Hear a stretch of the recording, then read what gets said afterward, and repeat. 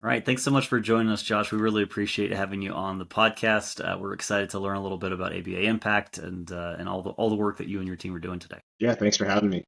Absolutely, absolutely. So, how do you go about gaining new partners in this space, especially knowing that ABA leaders in general are busy and sometimes hard to get a hold of because they have a million other priorities? So it really stems from us creating a community where we care about what their business challenges are. So what we typically do through the community, ABA Impact, the Facebook group, the courses, it's really us just trying to help them overcome all those business challenges. So we in 2024 we made about 30,000 phone calls to ABA owners. And then we actually spent about 1,200 plus hours just on calls helping ABA business owners overcome those challenges. And we didn't charge anything for that. It's a way of introducing us as the tech leaders, and they kind of know who we are, and just spending the time with them. That's kind of how we develop new relationships and get new partners that way. No, that makes sense. Being a more of a strategic partner and actually Yeah, helping them, right? Not just trying to yeah. sell things to them. Yeah, and we see that a lot where, things do need to be sold. Like, there's, you need software, you need supporting services for your ABA business, but, our main goal with ABA Impact was to basically connect them with different resources, most of which we don't even provide. We're kind of like the I know a guy, and, Yeah. we just connect people to valuable resources. That's awesome. That's awesome. That's often the approach that we try to take with our clients Yeah. too. So that makes a lot of sense. It makes a lot of sense. So because of your experience with all of these leaders, right, that you talk to on a regular basis, what have you found is the hardest part of scaling, of growing new locations, of launching new locations? Talk me through some of the common challenges you guys run into.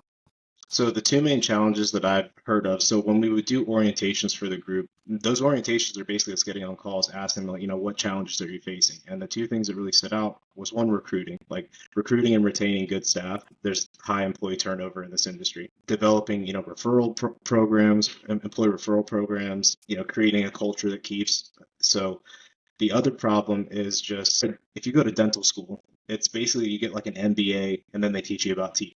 But with ABA, you go to school, you learn how to provide the therapy, maybe go get a job at one of the bigger companies, and you decide you want to do it better or in your own way. But when you went to school, you didn't really get taught all of the business skills and finance, organizational strategy. So a lot of the issues and challenges that we find, to boil them down into like one root problem, is just a lack of organizational strategy. So Yeah, no, it makes complete sense, and that kind of ties into my next question. Really, is about how you realized, or what was the moment that you realized that entrepreneurship is something that can be trained for and not something that's just natural. So there's a book called The E Myth, and I don't know if you ever heard of it before, but it's a great book, and it takes you from being the technician to being to being an owner, being a CEO, because there's a big difference between, I use the example of a plumber. Like, you can be the greatest plumber in town, but that does not mean you be a great plumbing business owner. It's a different skill set. In ABA, we're dealing with people who have a master's degree. That's not easy to do. So if you can do that, you can learn how to run a business and have a good organizational strategy. It's just a matter of taking the time to learn it. And our course actually takes you through it in about 4 hours. If you did it straight through in about 4 hours, you can go from that technician mindset to an ownership CEO mindset. Which is awesome. Which is awesome. And it's impressive. You're able to boil down the 2 years of MBA right into 4 hours. Yeah, we've unofficially called it an MBA for ABA. I like it. I like it. I like it. As someone with an MBA, I like it. I think it makes a lot of sense. So, how do you help clinicians go from burnout to clarity while staying true to their clinical values? Because I know that's a really important part of the work you do. So tying back into going from the technician mindset to the owner mindset, you know, the reason that people start ABA businesses is usually not to make a huge profit. It's usually not because they're, like a business guru. It's because they want to help people. Like, that's really what it comes down to.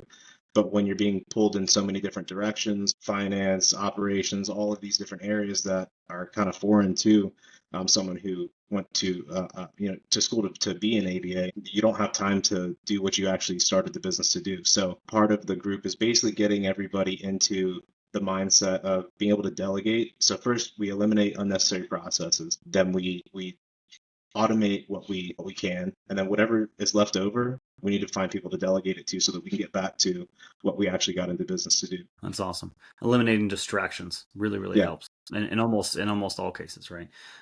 So then tell me if there was one regular compliance issue that ABA groups run into, what is that? What's the one mistake that they keep making over and over again? So the biggest thing that I hear and that we come across this all the time where we ask people about compliance or how sure are you that you're compliant? And they'll say, well, I have Google Workspace and it's HIPAA compliant and I have a BAA or Central Reach or whatever software or whatever system you're using, doesn't matter. None of them are HIPAA compliant out of the box. And now they're HIPAA compliant on the provider side because they do all their stuff that they have to do to be compliant, but there's a shared responsibility model. There's the responsibilities of the software provider, but you can use a compliant system in a non-compliant way. So, for example, I use the example of a physical safe. So, if you get a physical safe where you keep all your valuable belongings, the safe manufacturer can guarantee certain things like it can't be cracked, it's safe in a fire and a flood, things like that. But what if you, as the safe owner, leave the door to the safe open, or you write the code to the safe on the side of the safe, or leave the key on top, or something like that, or make it something easy to guess, like your birthday? Well, the safe manufacturer can't be held responsible for those things in the same way that the software companies can't either. So they can hand you a HIPAA compliant system that can be configured on your end to be HIPAA compliant. But if you set it up in a way that you're using weak passwords, or you're not using multi-factor authentication, or Or your you're staff isn't trained because that's a big yeah, staff isn't yeah. trained, or you're letting your staff use their personal emails to log into it. Like you basically don't have control over that, and therefore you're using a HIPAA compliant software in a non-HIPAA compliant way. And the BAAs, so we actually did a live stream with an ABA attorney that kind of laid out what a BAA actually does for you, and it's really just to protect the software company. It really doesn't. A lot of ABA owners kind of look at the BAA as this thing that absolves you of all compliance like responsibility, and that's not what it does. It'd be cool if we could all just sign a couple of papers Yeah, and not worry about any kind of risks anymore, but that is not at all what it does. exactly. It just very clearly outlines who's gonna eat the bullet when there's a problem. Right. And Yeah. you have to have this on file, but we just have to know exactly what the purpose of the BAA is and what it actually does. Absolutely, absolutely. So your community on Facebook has grown massively, right? I think it's past 11,000 members now. Yeah.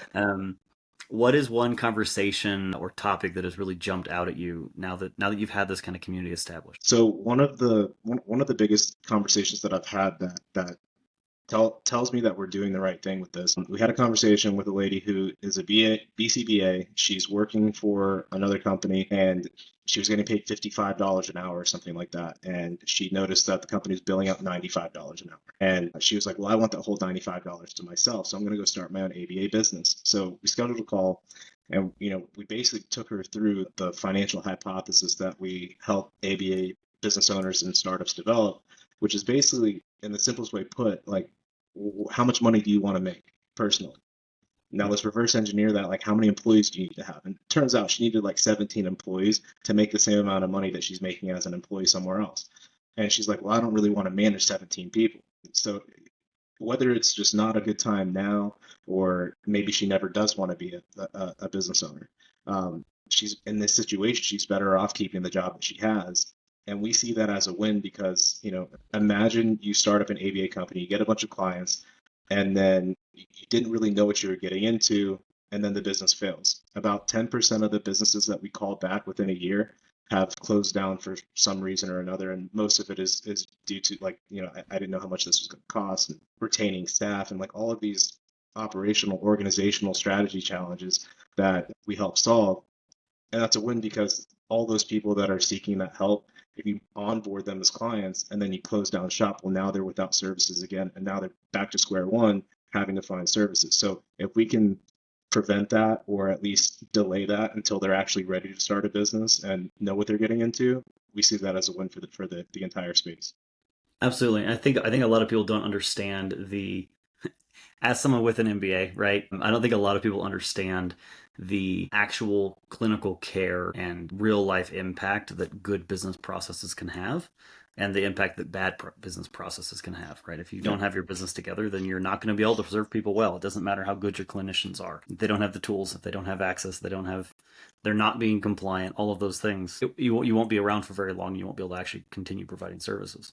Yeah, and then I hear profit guilt a lot. Like, you have a lot of owners that get into this space because they want to help people and they almost feel guilty for making a profit. But, one of the things that we try to reshape the way they think about that is your profit is your fuel to help more people.